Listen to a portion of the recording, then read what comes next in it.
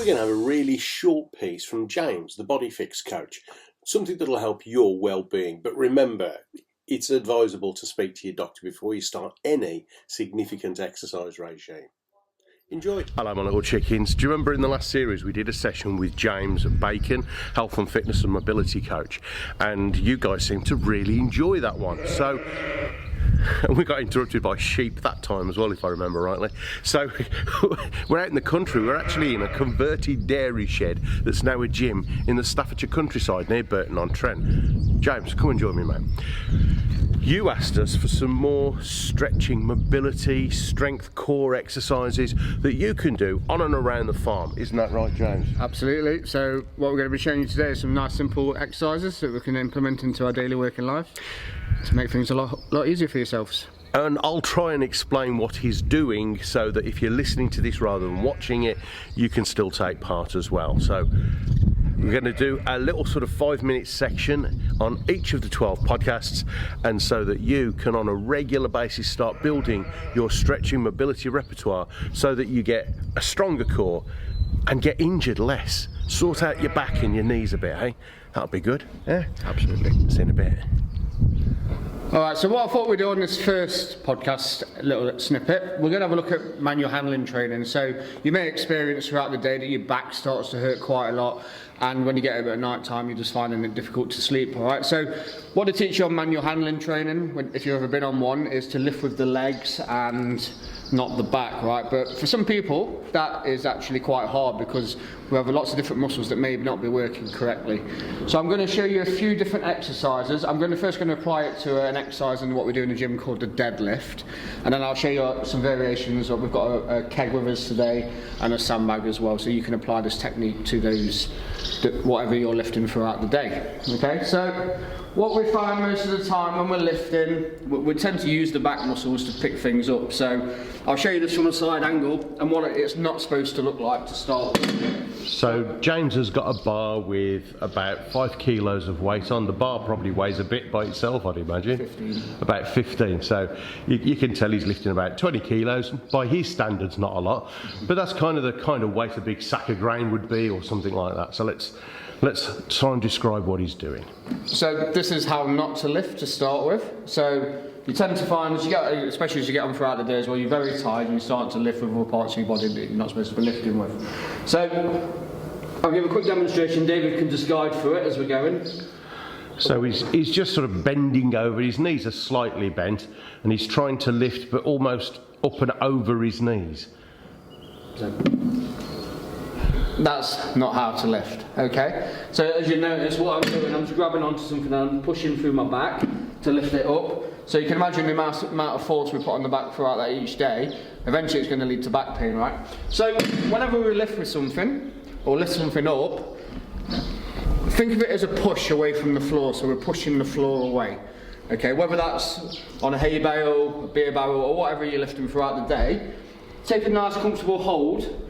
So I've got my barbell here, I've got slight knees bent, and what I want to get into the habit of doing is pushing my bum back. So if you can imagine there's a car door open behind you, I'm going to close it with my bum, and I'm going to take my chest down towards the floor. So imagine there's a button on the floor, so I'm going to close the door and put my chest on that button. So his feet are about 10, 11 inches apart? So I've got ankles, knees and hips in line, and wherever you can obviously comfortably get your hands around the object you're going to lift. So from here, I'm thinking about taking a deep breath into my stomach, into my core, and all I'm going to do then is start the initiation of the push through my ankles and through my knees, and then I can comfortably get through here. So his feet are planted firmly on the floor, he took a deep breath in, and he lifted, pushing from the feet up through the ankles and the legs, not just putting it all on the back. Absolutely. So I'm using my glutes, my butt cheeks, I'm using my hamstrings, and I'll probably get a little bit of my quads and my thighs in there as well. But all I'm doing, I'm pushing the floor away. Ideally when you lift something, try and keep your hips low until it's in line with your knees and you can bring your hips through safely. And then everything there, even on the way down, is through my legs rather than my back. Fantastic. Okay, and then moving on. Now James is standing over a barrel. It's laid on its side for this exercise. It's a barrel of, it looks like an empty beer barrel, is that right? Correct. Okay. So you might have barrels full of pesticides, chemicals, grains, seed. So he's standing behind it with his hands on his hips, looking gorgeous. Thank you. So same technique applies. Obviously it's just going to vary on the size of the object you're lifting. So we can always just play around with our foot position a little bit. Again, because I've got this longer, sort of bigger barrel, I might just want to take my feet a little bit wider so I can get down into it and grab onto it here. But still, I'm trying to keep my chest nice and tall. I've put my bum back against the wall or closed the car door. I've braced my core by taking a nice deep breath through the nose. And then I'm just going to push through my legs to lift up. So he's laid the barrel on its side. He's not trying to lift it from a vertical position. He's laid it horizontally on the floor and picking it up from the ends. Makes perfect sense. How about carrying it, James, once they've lifted it? If they've got to carry it across the yard or... Sure. So once we lift it up, again, you might want to tip it onto its end to lift it. And then we just want to try and keep this, whatever it is, pulled in tight towards us. Again, if we start taking things away from us at any point, lower back's going to start kicking in. You're probably going to feel it in the core a little bit more, but lower back will get tired if we're keeping things away. Again, it's just finding the right place for you to put it that feels comfortable.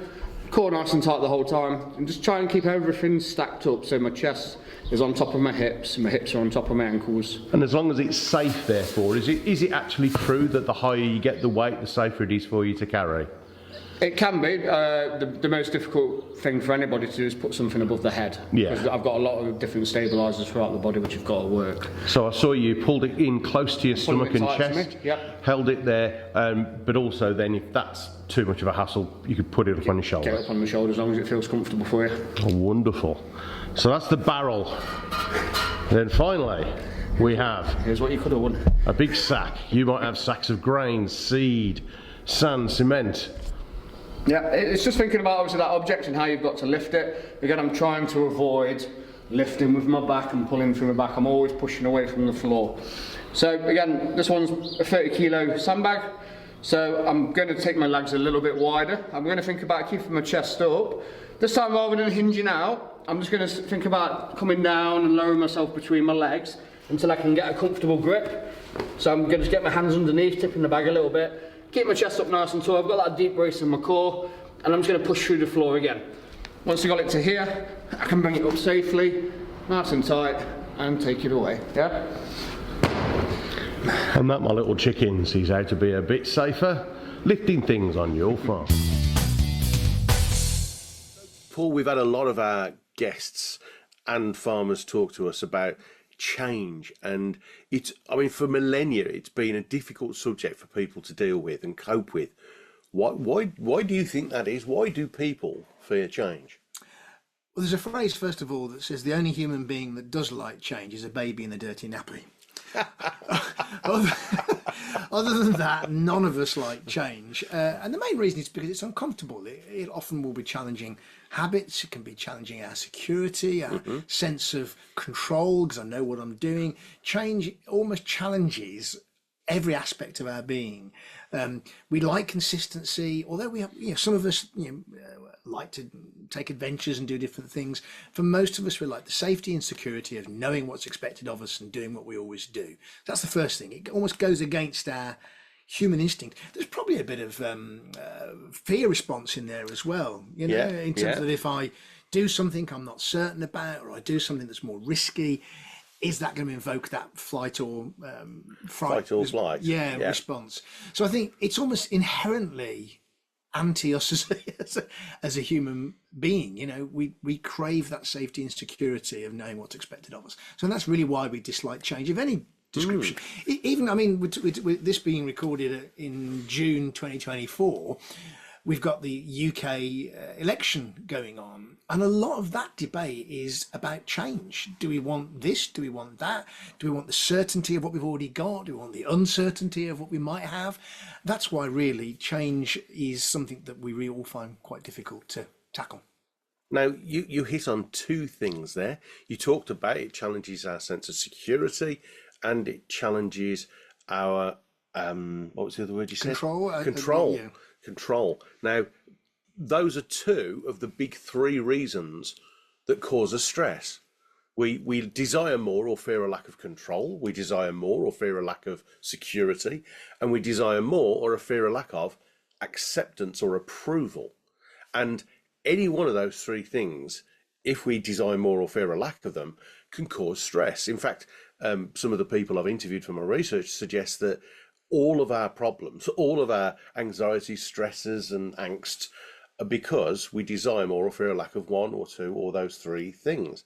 So it's little wonder farmers are a little bit resistant to change.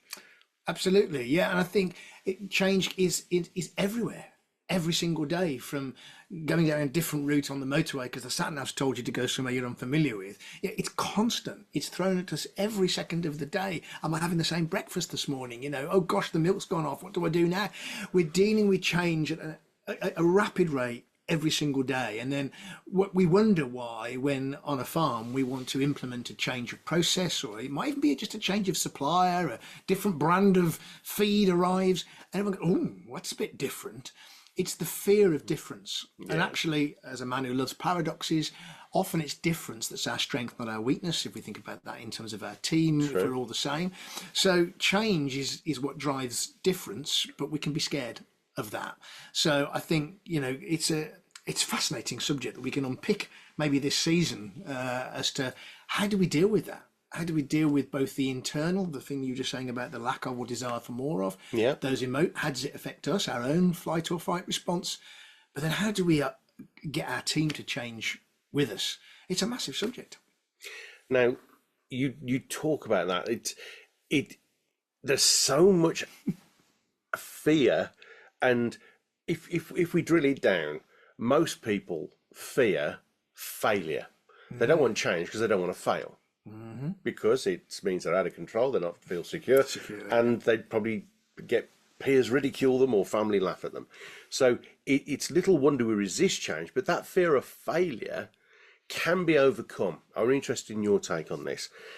My speaker buddy Nigel Risner, I don't know if you know Nigel. I know Nigel, yeah. Well, Uncle Nige, he says that we don't fear failure, we fear uncertainty. If you get certainty, so go out of your way to get the knowledge, the skills, or the reason why you must do this thing, it actually removes an awful lot of that fear because you have certainty. It's like you don't know how to mix the pesticides until you do know how. Then you don't fear it anymore because you have certainty. So pause there, Dave. I think this is a really good point, because when we talk, and we'll perhaps talk another session about how we implement change successfully, yeah, one of the most unsuccessful ways to implement change is to not give people the information to give them the certainty that they know what to do. So, you know, asking someone, can you just come and do this for me today? Yeah. And they've never done it before. And they go, oh, I'm not so keen to do that. It's because they haven't got that certainty you're talking Absolutely. about. So one of the things about managing change, and we talk about that perhaps another session, is taking the time to explain to people and listen to people's fears. If we don't listen to people's fears about a change you want to implement, those fears are still going to be there. But if we listen, you know, what is it? A problem shared is a problem halved. Indeed. So the moment that I articulate my fears about a change you want to implement in the business, that fear starts to go down, and we have the opportunity as a leader to create some certainty. But I understand why you're feeling that way. This is what the plan is. We'll make sure that you're well trained. We'll make sure that you have all the equipment that you need. Now I feel more certain. Yeah. I actually felt a weight lifted off as you said that. and to conclude, I interviewed just after lockdown very, very effective employers. Mm-hmm. And I asked them about change, because at the time everyone was talking about colossal change. Pivoting, it was called then. Pivoting, yeah. The massive change industry was going through. And I looked at really effective leaders, and when I asked them, how do you deal with the change? And they all agreed, every single one of them, when I asked them, they said, we drive it. Because if you're driving change, you're excited, you're motivated, you're inspired, you're taking action, you are getting that certainty. If you're reacting to change, isn't it any wonder that you're afraid? Yeah, perfect. I've got a 12-step program for change. We'll perhaps talk about that another time. Yeah. 12 steps to go through the actual process of implementing a change successfully. Driving it is one of them. Awesome.